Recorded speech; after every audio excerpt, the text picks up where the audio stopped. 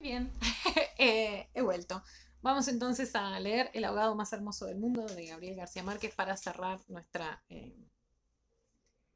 clase teórica de hoy. Los primeros niños que vieron el promontorio oscuro y sigiloso que se acercaba por el mar se hicieron la ilusión de que era un barco enemigo. Después vieron que no llevaba banderas ni arboladura y pensaron que fuera una ballena. Pero cuando quedó varado en la playa, le quitaron los matorrales de los sargazos, los filamentos de medusas y los restos de cardúmenes y naufragios que llevaba encima, y solo entonces descubrieron que era un ahogado. Fíjense acá, también lo dice Felten, ¿no? Esta idea cuando él habla de la lectura, de la primera lectura, la del color local, habla, ¿no? De la idea del conquistador y demás, que viene el barco enemigo, que viene, que es visto, avistado por primera vez por los niños y demás. Yo lo que querría hacer alusión a esto, fíjense cómo el plano de lo mítico se instala desde como una especie de no tiempo y no lugar, ¿no? La primera característica que tienen los mitos es que se desarrollan, a veces pueden desarrollarse en algún lugar más o menos reconocible, pero se desarrollan sobre todo en un no tiempo, ¿no? Este cuento para mí si hay algo que logra muy bien es ese borramiento de la coordenada temporal, ¿no? Es como una especie de tiempo eterno, el tiempo mítico propiamente dicho. Habían jugado con él toda la tarde, enterrándolo y desenterrándolo en la arena, cuando alguien los vio por casualidad y Dios dio la voz de alarma en el pueblo. Los hombres que lo cargaron hasta la casa más próxima notaron que pesaba más que todos los muertos conocidos, casi tanto como un caballo, y se dijeron que tal vez había estado demasiado tiempo a la deriva y el agua le había metido dentro de los huesos. Cuando lo tendieron en el suelo vieron que había sido mucho más grande que todos los hombres, pues apenas si cabía en la casa, pero pensaron que tal vez la facultad de seguir creciendo después de la muerte estaba en la naturaleza de ciertos ahogados. Tenía el olor del mar y solo la forma permitía suponer que era el cadáver de un ser humano, porque su piel estaba revestida de una coraza de rémora y lodo. Qué bien siempre flasheo con lo bien que puntúa Márquez, ¿no? Siempre digo que si quieren aprender a puntuar hay que leer a García Márquez. Es perfecto su técnica. No sé si vendrá de su uso del periodismo, pero si se fijan, la respiración de cada oración, la sintaxis de cada oración es perfecta, el ordenamiento, ¿no? Bueno, perdón, me admiro a veces de estas cuestiones técnicas. No tuvieron que limpiarle la cara para saber que era un muerto ajeno. El pueblo tenía apenas unas 20 casas de tablas, con patios de piedras sin flores, desperdigadas en el extremo de un cabo desértico. La tierra era tan escasa que las madres andaban siempre con el temor de que el viento se les llevara a los niños y a los muertos que les iba causando los años, tenían que tirarlos en los acantilados. Pero el mar era manso y pródigo, y todos los hombres cabían en 7 botes. Así que cuando se encontraron el ahogado, les bastó con mirarse los unos a los otros para darse cuenta de que estaban completos. Aquella noche no salieron a trabajar en el mar. Mientras los hombres averiguaban si no faltaba alguien en los pueblos vecinos, las mujeres se quedaron cuidando al ahogado. Fíjense, hablando de cómo funciona lo real maravilloso y por qué no hablamos de fantástico en este caso, fíjense que el texto ni siquiera menciona el hecho de que el cuerpo no se descompone. ¿Sí? Quiero decir, el elemento sobrenatural que se da por... Vieron que hablábamos, ¿no? El fantástico, la primera sorpresa tiene que pasar en el texto. Si en el texto no pasa la sorpresa, en el lector no pasa tampoco, ¿sí? Y esto es un poco lo que pasa acá con la descomposición del cadáver. No nos sorprende porque no sorprende en el texto. Nadie se pregunta por qué ese cadáver no se descompone, ¿sí? Aquella noche no salieron a trabajar en el mar. Mientras los hombres averiguaban si no faltaba alguien en los pueblos vecinos, las mujeres se quedaron cuidando al ahogado. Le quitaron el lodo con tapones de esparto, le desenredaron el cabello los abrojos submarinos y le rasparon la rémora con fierros de descamar pescados. A medida que lo hacían, notaron que su vegetación era de océanos remotos y de aguas profundas, y que sus ropas estaban en piltrafas, como si hubiesen navegado por entre laberintos de corales. Observen, hablando de la alusión como mítica, ¿no? Esta especie de borramiento total de los océanos remotos venía, ¿no? Y también esto un poco trabaja en la clave mítica en relación al que viene de un lugar muy, muy lejano, Ulises, ¿no? Odiseo. Esperen que sigo. No, me perdí ahora. Notaron también que sobrellevaba a la muerte con altivez, pues no tenía el semblante solitario de los otros ahogados del mar, ni tampoco la catadura sórdida y menesterosa de los ahogados fluviales. Me parece formidable la combinación de esos adjetivos. Pero solamente cuando acabaron de limpiarlo tuvieron conciencia de la clase de hombre que era, y entonces se quedaron sin aliento. No solo era el más alto, el más fuerte, el más viril y el mejor armado que habían visto jamás, sino que todavía cuando lo estaban viendo no les cabía en la imaginación. Hablando de la hipérbole, de la exageración, ¿no es cierto? Cómo va ajustando. Hay, por supuesto, una referencia también a lo que tiene que ver con la virilidad. La trabaja bien Felten, si quieren, en el texto. Si quieren, cuando lo lean, vemos algo de eso. No encontraron en el pueblo una cama bastante grande para tenderlo, ni una mesa bastante sólida para velarlo. No le vinieron los pantalones de fiesta de los hombres más altos, ni las camisas dominicales de los más corpulentos, ni los zapatos del mejor plantado. Fascinadas por su desproporción y su hermosura, las mujeres decidieron entonces hacerle unos pantalones con un pedazo de vela cangreja y una camisa de bramante de novia para que pudiera continuar su muerte con dignidad. Mientras cosían sentadas en círculo, contemplando el cadáver entre puntada y puntada, les parecía que el viento no había sido nunca tan tenaz, ni el Caribe había estado nunca tan ansioso como aquella noche, y suponían que esos cambios tenían algo que ver con el muerto. Pensaban que si aquel hombre magnífico hubiera vivido en el pueblo, su casa habría tenido las puertas más anchas, el techo más alto y el piso más firme, y el bastidor de su cama habría sido de cuadernas maestras con pernos de hierro, y su mujer habría sido la más feliz. Pensaban que habría tenido tanta autoridad que hubiera sacado a los peces del mar con solo llamarlos por sus nombres, esa idea bien crística, ¿no? También. Y habría puesto tanto empeño en el trabajo que hubiera hecho brotar manantiales de entre las piedras más áridas y hubiera podido sembrar flores en los acantilados. Lo compararon en secreto con sus propios hombres, pensaron que no serían capaces de hacer en toda una vida lo que aquel era capaz de hacer en una noche. Y terminaron por repudiarlos en el fondo de sus corazones como los seres más escuálidos y mezquinos de la tierra. Andaban extraviadas por estos dédalos de fantasía, cuando la más vieja de las mujeres, que por ser la más vieja había contemplado al ahogado con menos pasión que compasión, suspiró. Tiene cara de llamarse Esteban. Era verdad, a la mayoría le bastó con mirarlo otra vez para comprender que no podía tener otro nombre. Las más porfiadas, que eran las más jóvenes, se mantuvieron con la ilusión de que al ponerle la ropa tendido entre flores y con zapatos de charol, pudiera llamarse Lautaro.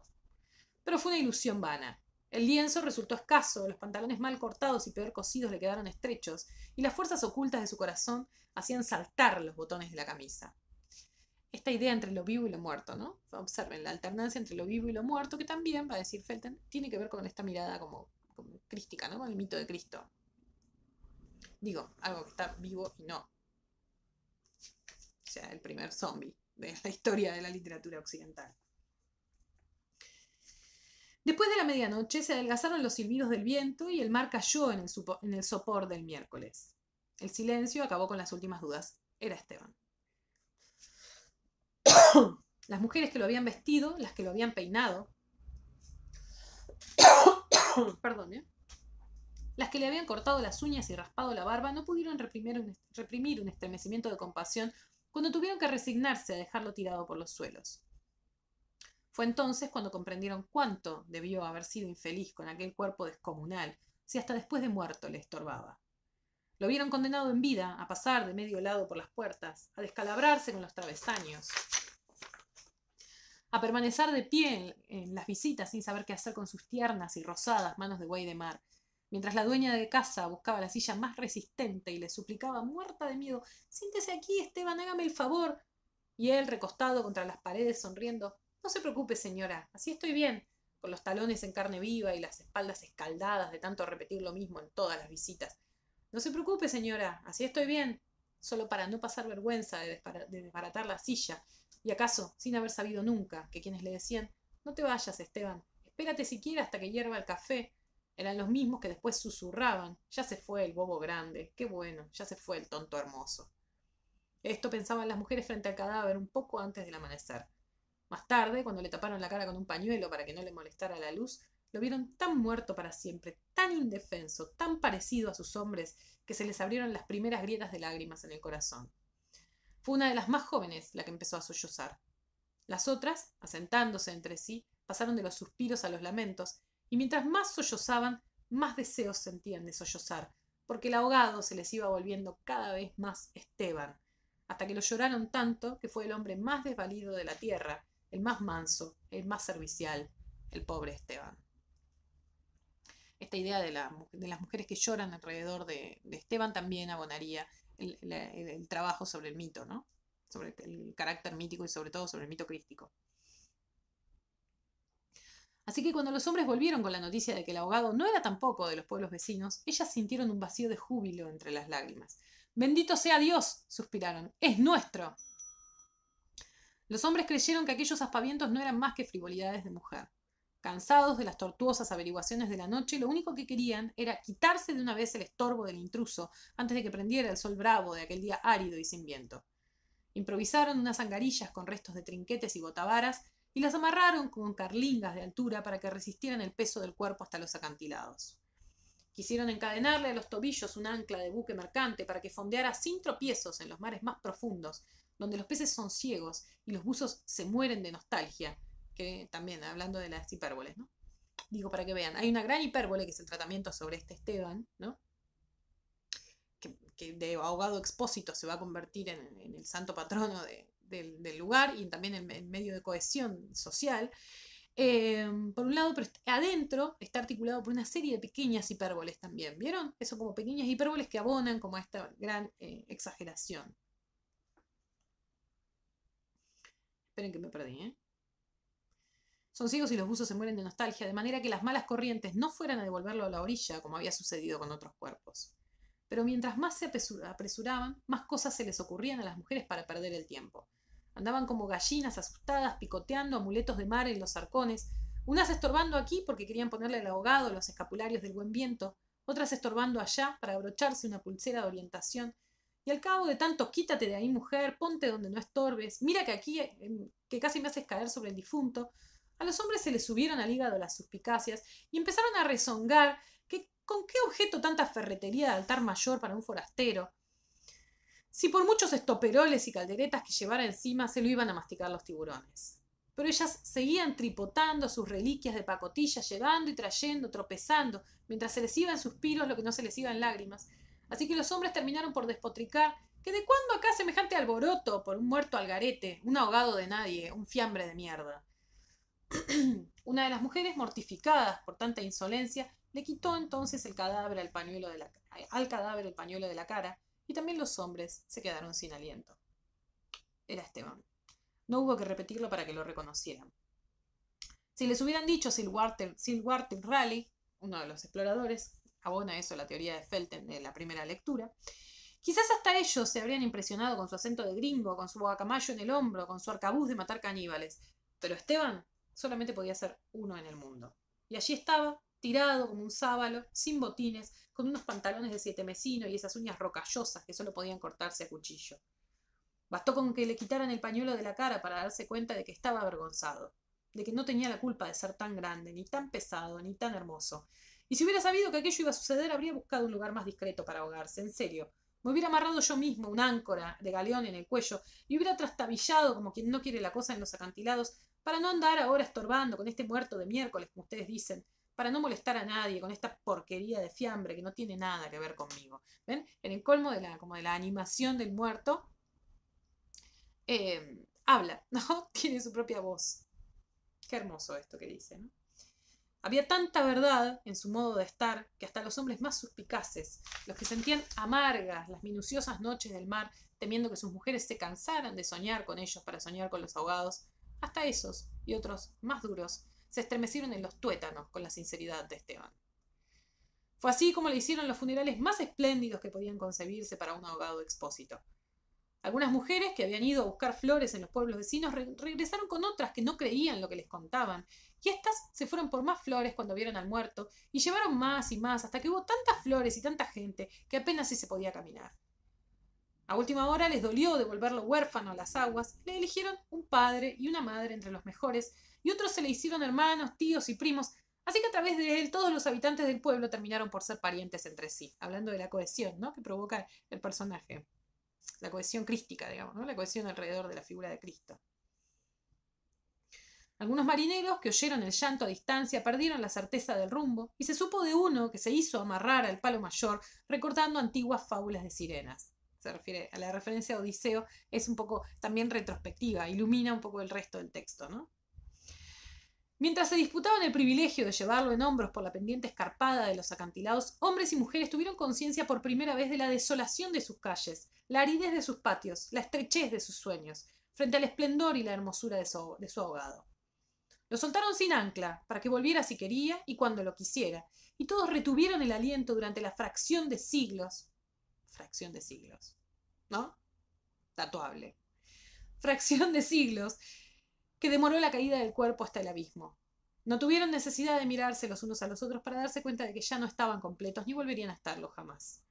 Pero también sabían que todo sería diferente desde entonces, que sus casas iban a tener las puertas más anchas, los techos más altos, los pisos más firmes, para que el recuerdo de Esteban pudiera andar por todas partes sin tropezar con los travesaños, y que nadie se atreviera a susurrar en el futuro: ya murió el bobo grande, qué lástima, ya murió el tonto hermoso, porque ellos iban a pintar las fachadas de colores alegres para eternizar la memoria de Esteban, y se iban a romper el espinazo, excavando manantiales en las piedras y sembrando flores en los acantilados, para que los amaneceres de los años venturos, los pasajeros de los grandes barcos, despertaran sofocados por un olor de jardines en alta mar, y el capitán tuviera que bajar de su alcázar con su uniforme de gala, con su astrolabio, su estrella polar y su ristra de medallas de guerra. Fíjense la combinación de, digo, para producir el efecto mítico, la combinación de elementos de distintas épocas, ¿no? El astrolabio, las medallas de guerra.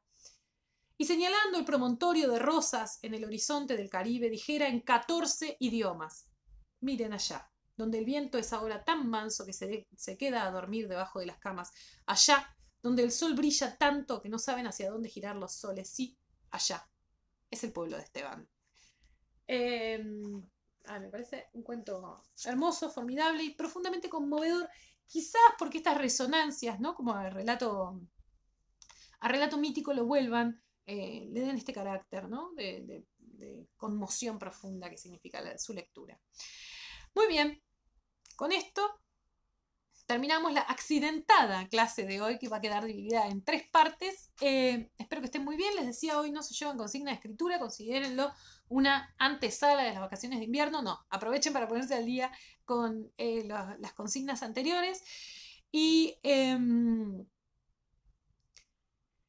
prepárense para la semana que viene, lean a Monterroso. La semana que viene vamos a hacer, decíamos, vamos a trabajar sobre su obra, vamos a trabajar sobre el concepto, el género microrrelato, y después vamos a hacer también el concurso, el breve concurso literario. Yo también le puse, tiene un nombre un poco pomposo, después ustedes dirán, la experiencia quizás sea, van a decir, bueno, concurso literario.